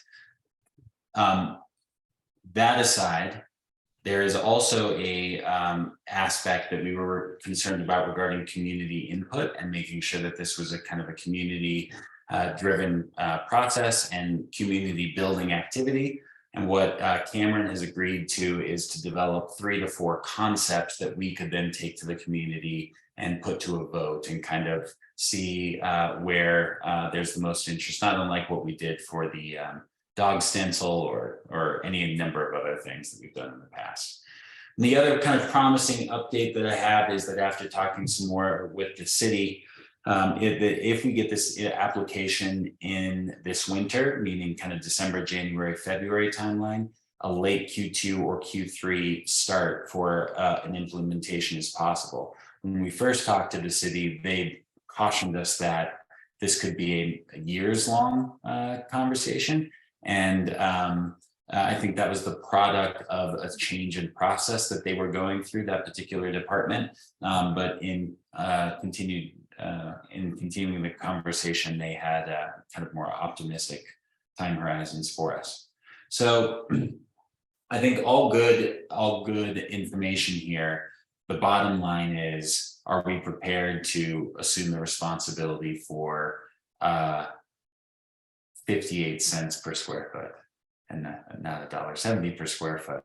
Obviously, the big missing number that we have here is how big is this mural, and Cameron's going to get that information to me. But I wonder if there are any other questions from the board about the status of the mural project, or things we should be thinking about before we get to the place where we're ready to vote on it. I mean, could we stipulate that we'd want to raise the money in advance so that it's something that for the community support is demonstrated through the donations that come in before we move forward, or are pledged or something like that? I think that would would serve two functions. It reduces the risk of taking on a financial obligation because it's paid for already, and it demonstrates community buy-in and willingness to directly fund it. Well, the hard part with fundraising in advance is this is an ongoing obligation, not a one-time obligation. So we would have to decide how many years in advance we're fundraising for. Because if it's every other year we need $1,600, then theoretically over 10 years we need $8,000. And Well, we're not going to be able to raise that up front. There's the bullet that the expectation would be 3 to 5 years. What happens after 5 years? That's the minimum, where they feel like there's sort of a good faith effort to maintain the mural. After 5 years, they just can't reasonably expect people to, or assume people will continue to maintain the mural. People will move away, whatever circumstances change. But the spirit of the application is a minimum of 3 to 5 years. But hopefully, the idea is that it carries on forever. Yeah. So the other answer to your question, Amanda, is we certainly can and probably should try to figure out what the fundraising vehicle or vehicles would be and test them out first, is what I would say, and know that we're going to be able to secure that kind of funding, because right now we can't, or we haven't found anything that Reliably does. But I think it's likely that if we had a direct appeal to the community that said, can you chip in $50 to $100 to help us clean up this mural when the time is when it needed, we'd probably find the funding. And that might require some work from Watermark to go a few steps along this process first, where the concept, like the 3 or 4 concepts are created and the community input is gathered. And then because I think it would be hard to ask people to support something that doesn't exist. And then once it exists, then the effort could then be made to see about the funding. So it would, I think it would take a bit more from them up front. I don't sense from Cameron that he would object to that. I think he's been a pretty good collaborator through all this, and I'm happy to have that conversation with him. And of course, anyone on the board that wants to join is welcome to. I'd like to stay in the conversation about that, Jeff. So I appreciate that, you extending me that. And I also am thinking about, what do we call it, a happy problem or a happy dilemma or whatever, that when people see this, they're going to wonder, well, could we have a graphic here? Could we have a statue there? Could we do this over on the side of this building or that building? So we may be in for some, and I think it's a good thing, questions as to, oh, how did this get started? Can we do this around the neighborhood? How do we get our own project going? That's true. And that comes with, depending on expectations of CPUN, that raises potential challenges. But it's like you said, it's a good problem to have and to want to work through. Okay, so I guess what I'd like to propose then is that Carol and I can go talk to Cameron and kind of have just an open dialogue and a bit of back and forth about, how much he's willing to extend himself in terms of getting this down the road, so that we can mitigate some of the risks that we're assuming financially, and hopefully come back to the board in January with a pretty firm proposal. Does that seem reasonable? Yes, it does. Yeah. Okay. All right, that's what we'll do there. Next one we talked about is, if you don't mind going to the next slide, Mark, is CAB updates and discussions. And you'll recall from our last meeting that there's a question that we needed to answer for ourselves about how we wanted to create a ZAP-like public forum for residents to weigh in on development projects coming to Central Park. I think while in a different context, we heard a lot of people who are interested in that kind of opportunity earlier tonight. The question or concern was, are we willing and able to allocate one CPUN meeting per quarter to that specific topic? Or do we need to establish a committee that hosts these quarterly meetings separately and then kind of reports back to the board on outcomes or findings from them? I think Mandel had asked a really good question of like, well, what's the flow of these projects? Do we think we're going to have all these development projects on that kind of basis where we're having 3 30-minute projects per session, which would be a 90-minute meeting? And I've tried to get a hold of SDC for some sense of what the flow is. Jack, maybe you have some insight, but I've unfortunately not been able to get a hold of anyone that could answer what a realistic schedule for the foreseeable future would look like. So Jack, would it in reality look like one development per quarter, or is it 3 per quarter because we've got more than we can handle? So we have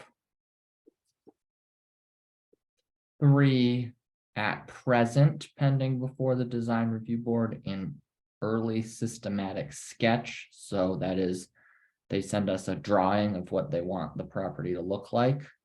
So that's the initial phase.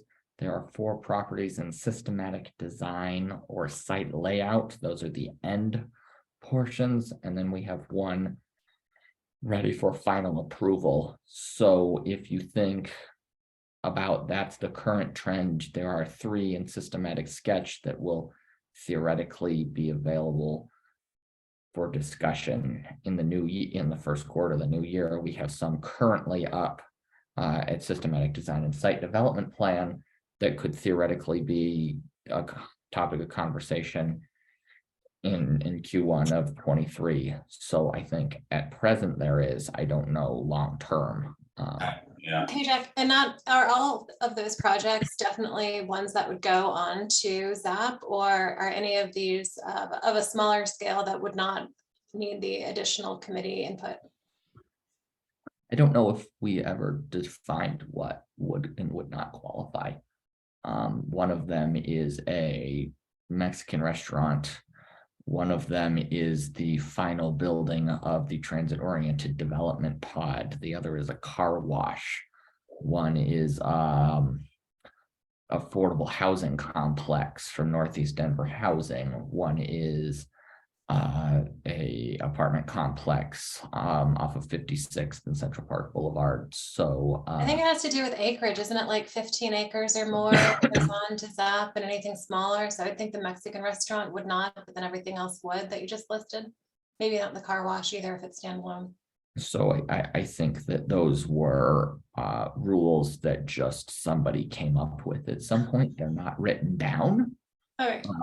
So we could choose how we wanted to apply them, but in my review of the documents, there's not a firm much of anything as far as that goes. I mean, the design criteria is super stringent, but when it came to community involvement and whatnot, it was just, this is what Kevin's gonna do.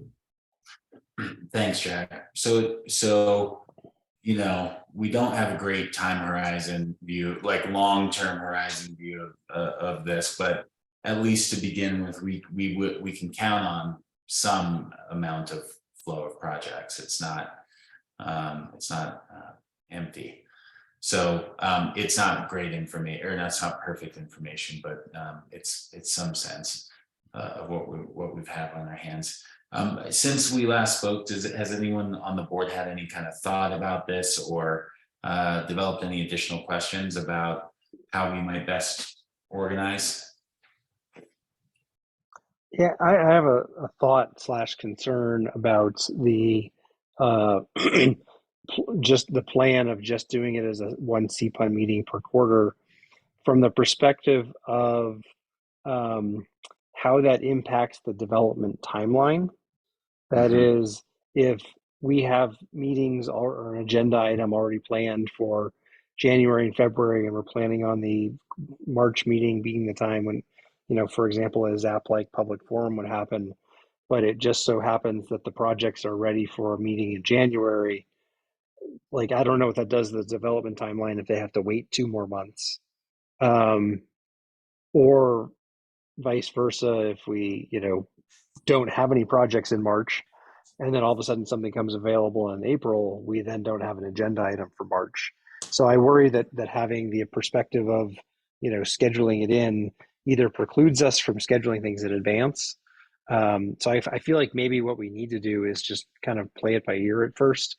And as ZAP-like projects come about, we either schedule it as our meeting, or if we don't have room in our agenda, then create a special ad hoc meeting of some sort for it. Like, I don't know that we can guarantee that the flow is going to just work for whatever scheduling we, preordain. Yeah, and I never attended ZAP meetings. I don't know how they worked, but I see Amanda nodding. Is Mark's, is that basically what we would be up against if we tried to sort of allocate a fixed month per quarter or something like that? Yeah, everyone's turned off their cameras now, but yeah, I think there are definitely times when it's like there would be an agenda and it's like, oh, but something's not ready now, and so they're not coming this month, and so that there is an air of like, yeah, things changing. I don't recall. It's been like over a year or maybe longer than that since ZAP met at all, and so I can't remember like exactly what the reasons were given when there were delays. But it's also kind of just down to such a smaller number of parcels that would potentially be available. I feel like it's something we could try to accommodate rather than perhaps like forcing it in clusters on a quarterly basis. Maybe just like have like work in one when it comes and try to be flexible for a bit, but yeah. So maybe have the first approach be incorporating it into our meetings, with the caveat that if it's just not possible, or if there are too many, then we would schedule a different meeting, which is, I think I'm repeating what Mark just said. Yeah, I think my only hesitation about that is, with like these guests, with the guests that we invite to the second half of the outreach meeting, I've generally tried to book them out 2-3 months in advance, because sometimes that's what's required to fit on people's calendars. And so I worry about the scenario where I or someone else has done that, and then the meeting comes up. I'm just wondering if could we allow flexibility in the board time for like one project, and then if it's more than one, yeah, I don't know. Yeah. Do other board members have thoughts about what might be a good way to at least get this started? It's a logistical question. It's sort of, I don't know that there's much more to it. So my 2 cents is that you have a separate committee that meets as needed. Yeah, I mean, the problem around that is that it's just harder to communicate with the community about it happening. And, given the evidence tonight that the community demonstrated with such high attendance at the meeting, development is an area of great interest to the community. And so if it can be brought into our meetings, then I think there would be some synergy there. And I think if people were interested, they would go to a meeting on a different day of the week. If it was marketed appropriately, if we told people with enough notice, I think you would get the same showing. Yeah, I agree. We definitely don't have a, shall we say, regular audience that just normally shows up. It's more like people come and go based on what piques their interest. So I would agree with Jack that, we can get the word out through our channels. If we have, just a few days worth of notice, we can get an email out, we can get a couple social media posts out, and this community is connected enough that they're then going to spread the word.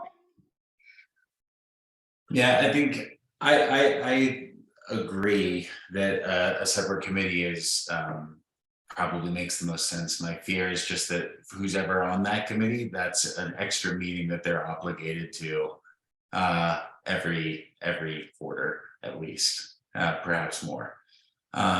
So I do want to be respectful of people's time, but I do think the nimbleness of a committee that can handle those meetings and while maintaining the structure of our existing community meeting makes the most sense. That would be my inclination.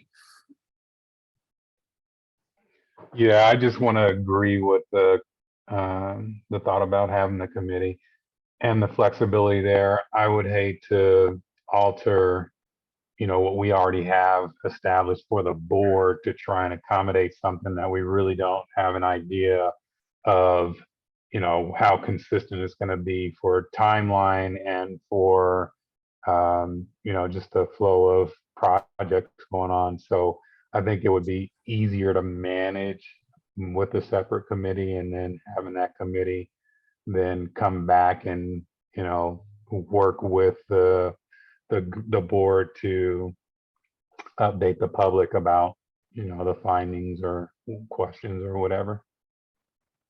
But I also agree with you, Jeff, and I don't know how that would work with creating a whole nother committee, and what that time constraint would be, or commitment. The people who have sort of raised their hand for this topic generally are myself and Jack and Amanda.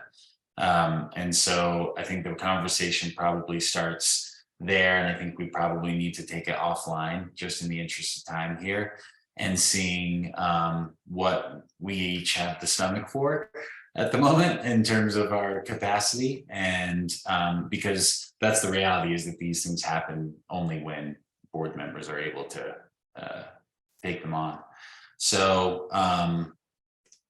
I guess I'd like to maybe propose Amanda, Jack, and I, that the three of us find some time to chat about what we think is doable. And of course, if any other board members are interested in this and want to join, it certainly would help.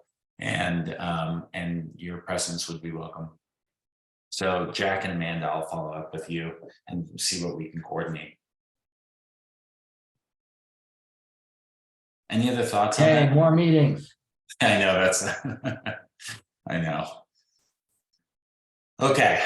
How are people feeling? I feel badly that we've gone over. We do have this topic of committee events and board input that we started last month, that we said we would continue. We're running a little bit over. Do people feel like they have the energy for it? Did this feel like a New Year's resolution, start of 2023 topic? How are we doing? I'd punt to the new year. Okay, that's one vote for punting. I agree with Mark. Same. Is everyone okay with that? Okay. How did it, just can I ask quickly, any impressions on the presentation or the Q&A this evening? You're a great moderator. Oh, wow. I thought it was excellent, and I totally agreed with extending it. I think everybody on the call was very interested, and I just want to thank Amanda for those very poignant, insightful questions that you gave them. I think it added a lot to the presentation. Sorry for going off script and asking for a bridge. No, that was on the script. That was on my list. I thought you could delete it. It was phrased in such a way that I felt like I'm not going to do this justice. Amanda's going to have to ask this question, so I turned it over to you. Well, Amanda, I might point out that there is already a bridge that goes over the highway. We could just make the existing bridge bigger. I'm just saying, there is a bridge. I will say that is a very unpleasant bridge to cross as a cyclist and pedestrian. Speaking from experience. I understand that. I'm just saying that if we made the existing bridge bigger, it might be cheaper than building a whole new bridge. But then you would have to go I'm no over all the scientist or on and off architect. ramps still. Yeah, it's the on and off ramps of the interstate. Yeah. That, I mean, Hey, my daughter has literally said she will not ride that way because of those on and off ramps. It 100% guarantees that some people do not go over Yeah. will not bike that way. There should be a lot of pedestrian enhancements at that bridge there. Yeah. Everybody, thank you for your time this evening. I hope everyone has a great Thanksgiving and a really nice holiday season. I hope I see you around the community. Thanks for all that you do. This was, I thought, a really good meeting and a really good meeting for a lot of people to attend because they could see all the different kinds of things that we have going on. And that's a real testament to everybody's dedication to making this a good community. So thank you all very much. Happy Thanksgiving, happy holidays, and we will see you in January. Happy Thanksgiving, everybody, and happy holidays. Happy Thanksgiving. Bye, everyone.